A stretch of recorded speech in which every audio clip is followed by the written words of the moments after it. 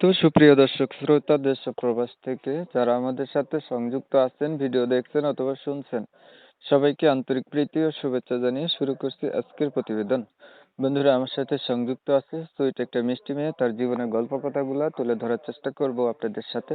হাতে যদি সময় থাকে ভিডিওটা অবশ্যই কন্টিনিউ করলে বুঝতে পারবেন উনি আসলে কেন প্রতিবেদনে আসছে বা ওনার উদ্দেশ্য কি। আর চাইলে ওনার সাথে কথাবার্তাও বলতে পারবেন, কারণ সুইট মিষ্টি মেয়েটার ফোন নাম্বার ভিডিওতে দেওয়া থাকবে। কথা না বাড়িয়ে পরিচয় করে দিচ্ছি আপনাদের সাথে।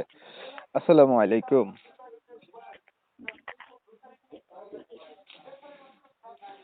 আসসালামু আলাইকুম।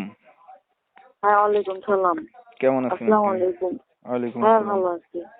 আপনি ভালো আছেন? এই তো আলহামদুলিল্লাহ, আমিও ভালো আছি। ভালো আছেন, ভালো থাকবেন, ভালো থাকাই কামনা করছি। আসলে শুনতে চাচ্ছিলাম আপনি প্রতিবেদনে কেন আসছেন, উদ্দেশ্য কি ছিল একটু বলেন শুনি।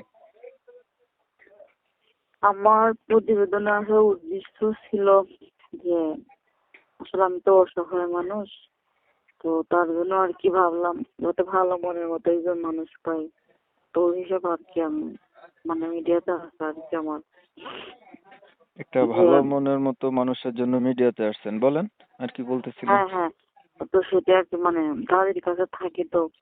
ছোটবেলায় আমার বাবা চলে গেছে, এবার মাও রাগ করে তার বাপের বাড়িতে চলে গেছে, অনেক কষ্ট করে তার জীবন যাপন করতেছে। তো হিসাবে আমি ভিডিওটা করলাম যাতে ভালো মনের মতো একজন মানুষ পাই, যাতে সে আমার পাশে সারা জীবন থাকবে। কা- এই তার জন্য আর কি। কার কাছে থাকেন আপনি?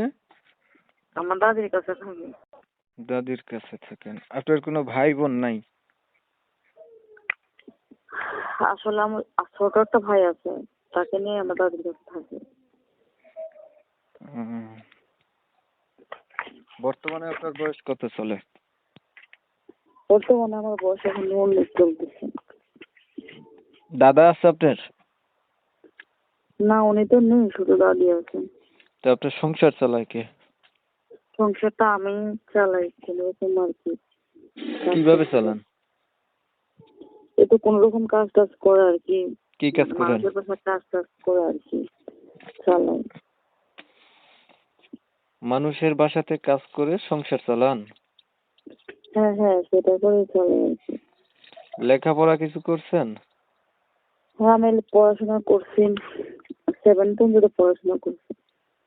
কোরআন শরীফ পড়তে পারেন?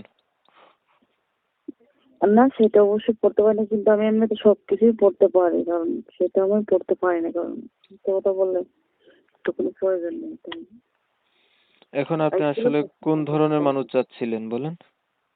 এখন আমি এটাই চাইতেছি যে আমি যাতে একটা অসহায় মানুষ অন্যজনের বাসায় কোনো রকম কাজ টাজ করে খাই, তাহলে আমি চাইতেছি যাতে ভালো মনের মতো একজন মানুষ পাই, যে আমার কষ্ট দুঃখ সবকিছু জেনে শুনে সে আমার পাশে সারা জীবন থাকবে, বাট আমিও তার পাশে সারা জীবন থাকবো।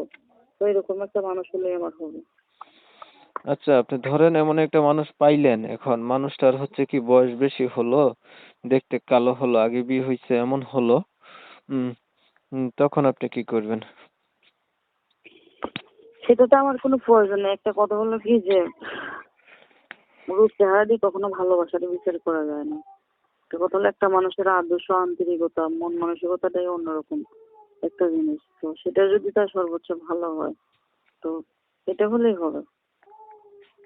আচ্ছা ঠিক আছে, আপনার বিষয়টা আমি একটু ক্লিয়ার করে দিই আগে দর্শকদের জন্য। প্রিয় দর্শক শ্রোতা, শুনছিলেন আমি কথা বলছিলাম। এই সুইট আপুটা হচ্ছে প্রতিবেদনে আসছে, ভালো একটা মনের মতো মানুষ চাচ্ছে, অনেক চেহারা চাপ অনেক সুন্দর আছে, আমার কাছে ফটো পাঠাইছে, সেটা অনুসারে বলছি। এখন উনি চাচ্ছে, ওনার হচ্ছে পরিবারে অবস্থা বেশি একটা ভালো না, উনি ওনার সংসারের হাল ধরে টুকিটাকি কাজকর্ম করে মানুষের বাসায়। ওনার অতীত জানার পরে কেউ একজন মানুষ যদি ওনার পাশে থাকে বা ওনার দায়িত্ব নেয়, মনের সাথে মন যদি মিল খায়, জীবন সাথী করবে, এই উদ্দেশ্য নিয়ে উনি আসছিল। আমি হচ্ছে ওনার কথাগুলো আপনাদের মাঝে তুলে ধরার চেষ্টা করছি মাত্র।